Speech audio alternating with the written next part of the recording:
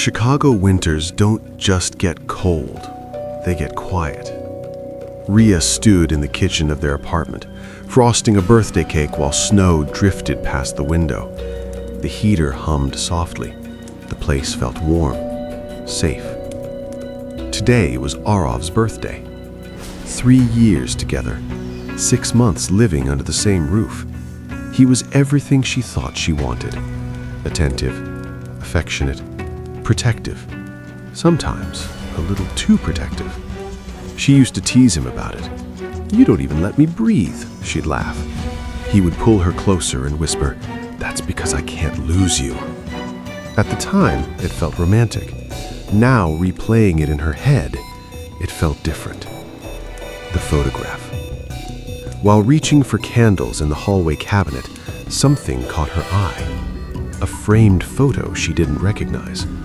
It was Arav, smiling, standing beside another woman. The woman's hand rested gently on his chest. On both of their fingers, engagement rings. Rhea frowned. That didn't make sense. She flipped the frame over. On the back, written in faded ink, "Forever, 2 years ago." 2 years ago. They were already dating. Her pulse quickened. Maybe a cousin? Maybe a joke? Footsteps behind her. "What are you looking at?" She turned. Arav stood in the doorway, smiling, but his eyes weren't. She held up the frame. "Who is she?" He looked at it for 1 second, just one. Then he relaxed. "Oh, college friend. We were messing around with fake rings. It was stupid." "It says 2 years ago." He stepped closer, touched her cheek gently. "Rhea, do you not trust me?" It wasn't a question. It felt like pressure. She hesitated. He took the frame from her hand and placed it back inside the cabinet. "Let's not dig up old stuff on my birthday, okay?" He kissed her forehead. And just like that, the moment was supposed to disappear. But it didn't. Small things. Over the next few days, little things started feeling off. Arav's phone was always face down. There were 2 toothbrushes in the bathroom cup, but one was sometimes wet when she hadn't used it. She would wake up in the middle of the night and find him staring at her, not smiling, just watching. "What?" she'd whisper. "Nothing," he'd say softly. "I just like looking at you." It should have felt loving. Instead, it felt like observation. The locked door. One evening, Rhea came home early. Arav was supposed to be at work, but the bedroom door was locked from the inside. She froze. There was a faint sound coming from within, like someone whispering. "Arav?" She knocked. Silence. Then movement. The door opened. He stood there, breathing slightly heavier than normal. "You're home early." She tried to look past him. The room was empty. "Who were you talking to?" "Conference call," he said smoothly. "There's no headset, no phone." A brief pause, then a smile. "You've been overthinking lately." He stepped closer, placed both hands gently on her shoulders. "Are you unhappy with me?" Again, that question. Soft tone, hard edge. The neighbor. The next afternoon, she ran into their downstairs neighbor, Mrs. Laura. Kind, elderly, observant. "How long have you two been living here?" the woman asked casually. 6 months, Rhea replied. Mrs. Laura frowned slightly. "That's strange." "What is?" 6 months ago, he was living here with another girl. Rhea's stomach dropped. Another girl? Yes, quiet, thin, kept to herself. I don't remember seeing her leave. What do you mean? She just disappeared one day. The hallway suddenly felt colder. Do you remember her name? Mrs. Laura thought for a moment. I think it was Sia. Rhea's hands went numb. Sia. That name. She had seen it. faintly written on the back of that photograph. The video.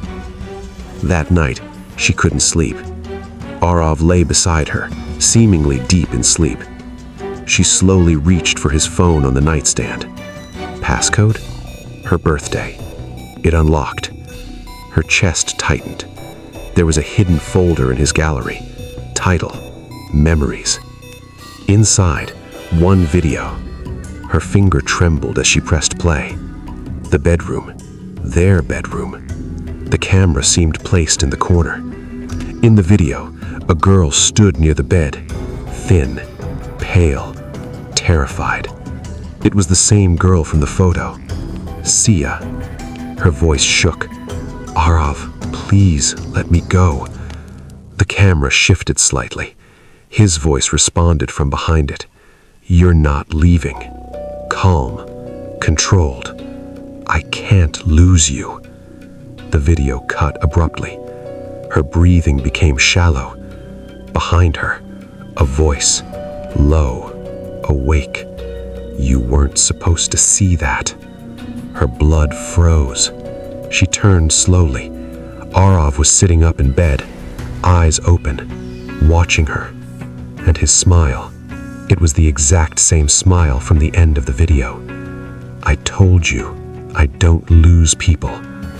The bedside lamp flickered once, and for the first time, Ria understood something terrifying. Maybe Sia never left. Ria didn't scream. She didn't confront him. She did something far more dangerous. She pretended nothing was wrong. The next morning, she kissed Arav goodbye like always. "See you tonight," he said softly. His hand lingered on her wrist a second too long. "Don't go anywhere." It sounded playful. It wasn't. The moment the front door shut, Ria locked it behind him and stood there, breathing hard. She had to know. Not what he said, the truth. The closet. She started with the bedroom. Nothing unusual at first glance. Then she noticed something subtle. The closet floor looked uneven. She pushed aside his shoes. There was a thin rectangular outline in the hardwood. A hatch. Her pulse pounded in her ears. She pulled at it. It resisted, then gave. A small storage space beneath the floor. Inside, a box. Old, dusty. Her hands shook as she opened it. Inside were photos, not just of Sia, of other women. Different faces, different apartments, same pose, same smile from Arav, same rings. Each photo labeled on the back with a name and a date. The dates were spaced about 8 to 10 months apart, like expiration cycles. Her stomach turned. Under the photos were phones, old smartphones, at least 4 of them, all cracked, all powered off, except one. It buzzed faintly in her hand.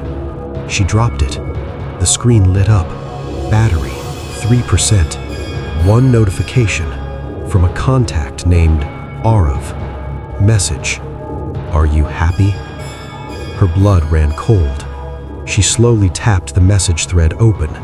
Dozens of texts, but they weren't recent. They were from 2 years ago, from Sia. "Please stop, you're scaring me. I want to go home."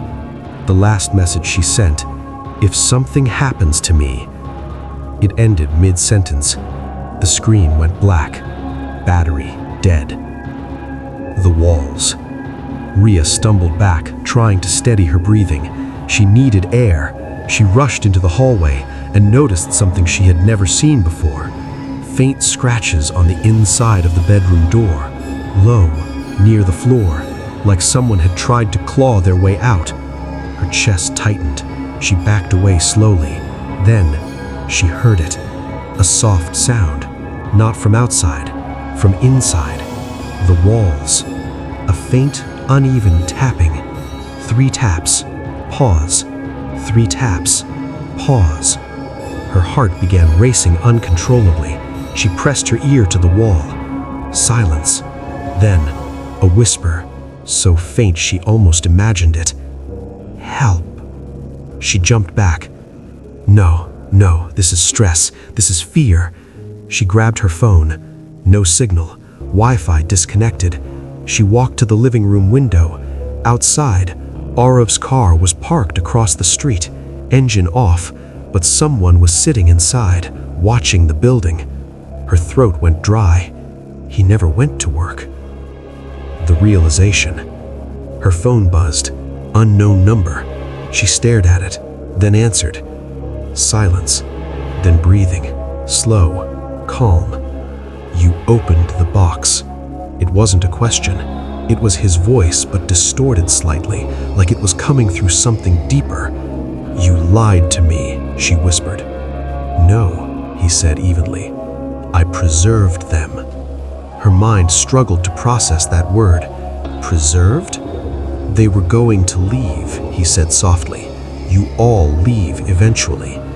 The tapping in the wall started again, louder now. "You're imagining that," he said. "I reinforced the walls." Her heart slammed painfully in her chest. "What did you do?"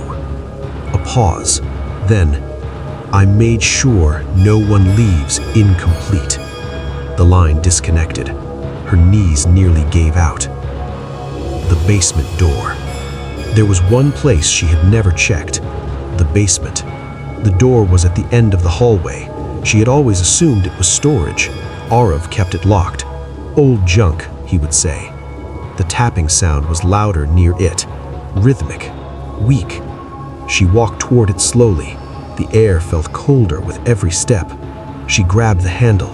Locked. She looked desperately. Her eyes landed on the kitchen drawer. Knife. She forced it into the lock mechanism. Twisted. The metal snapped. The door creaked open. Darkness. A single bulb hanging from the ceiling below, flickering. She stepped down slowly. Each stair groaned.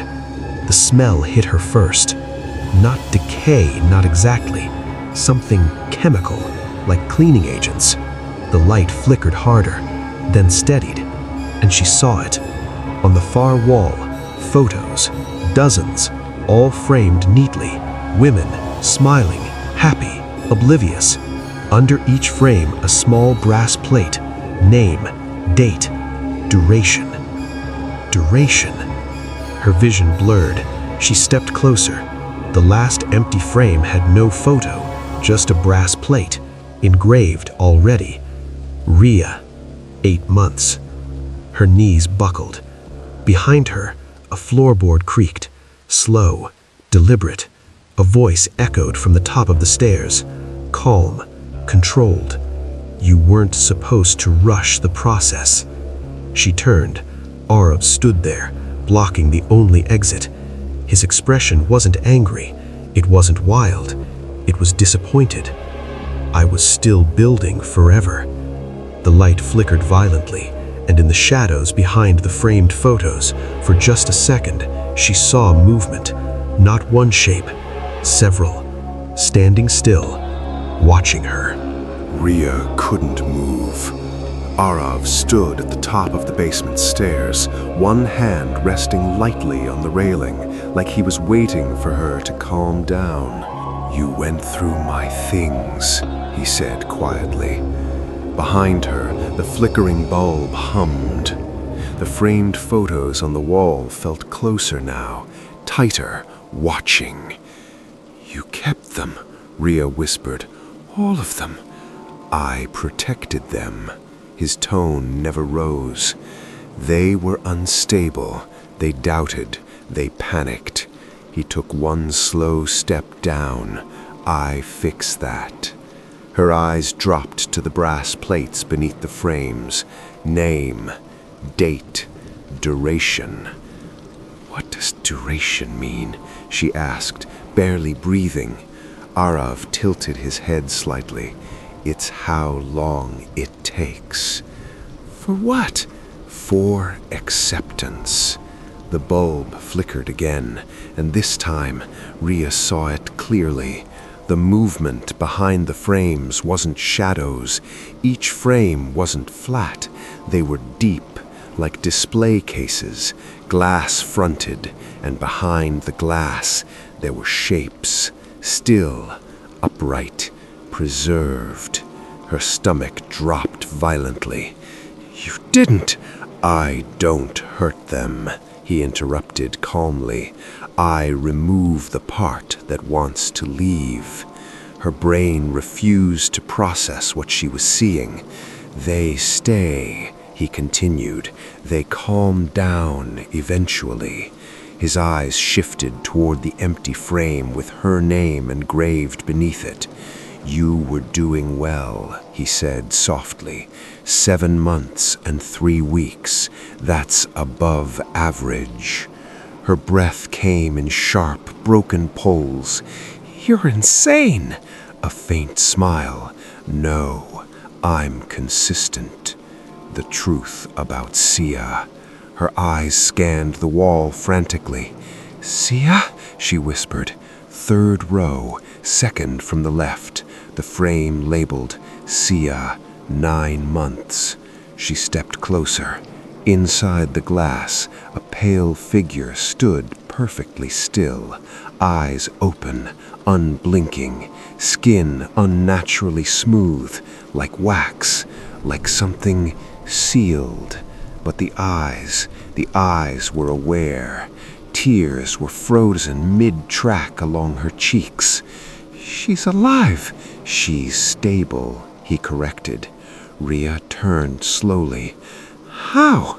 He stepped down another stair. "I sedate the body." He tapped his temple lightly. "And condition the mind." Her blood ran cold. "The videos, the recordings." "Yes," he nodded. "Repetition reduces resistance." The tapping she heard in the walls, the whisper, the scratching. "They panic at first," he said almost sympathetically, "but eventually they understand. Leaving is what hurts, staying is peace." Behind the glass, Sia's eyes shifted, just slightly, toward Rhea. A warning. The plan. Rhea's mind raced. He was calm. That was his weakness. He believed the process worked. He believed resistance faded. He believed she was already breaking. "You're right," she said suddenly. Arav paused. Her voice softened. "I overreacted." He studied her carefully.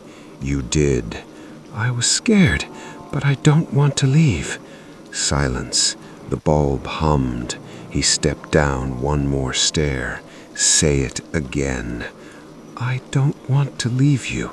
He watched her eyes intently, searching for doubt, searching for instability. She forced herself not to look at Sia, not to look at the empty frame. "You're the only one who's ever stayed." Her voice faded. Arav exhaled slowly, satisfied. "That's all I need." He stepped fully into the basement, closer, within arm's reach. "You see," he murmured, "it just takes time." He reached for her wrist, and that's when she moved. The break in the pattern. Rhea grabbed the hanging light bulb cord and yanked it hard. The basement plunged into darkness. Arav reacted instantly, but not fast enough. She had already memorized the layout. 3 steps left, metal shelf, cleaning supplies. Earlier she'd noticed something. Industrial chemicals, preservatives, storage agents. She grabbed the nearest container and hurled it toward the wall of frames. Glass shattered. One frame broke, then another. The basement filled with the sharp smell of chemicals and cracking glass. Arav's voice changed for the first time. It wasn't calm anymore. "What are you doing?" More glass shattered. Behind her, something collapsed. A body, then another. The silence that followed was unbearable. Arav lunged toward her in the dark, but the basement floor was now slick. He slipped hard. His head struck the concrete step with a sickening crack. Silence. Heavy. final. Rhea stood frozen, shaking violently. The emergency bulb flickered back on, dim, unstable. Arav lay at the base of the stairs, still, blood slowly pooling beneath him, his eyes open, unmoving. The aftermath. Police lights filled the house an hour later. They found the basement. They found the frames. They found the preserved bodies. The media called it horrific, unimaginable, monstrous. Rhea gave her statement. She was labeled a survivor, brave, lucky. But there was one thing she didn't tell them. When the paramedics carried Arav's body past her, his lips had moved, just slightly, and she had heard it clearly. Duration resets. 6 months later, Rhea now lives in a different city, different apartment, no basement, no framed photos. She sleeps with the lights on, but some nights she wakes up feeling watched, not from the room, but from inside her own mind. She hears his voice sometimes, calm, measured. "You learned from me." She looks in the mirror, and sometimes, just for half a second, her reflection doesn't look afraid. It looks patient, waiting, because love doesn't always die. Sometimes it adapts.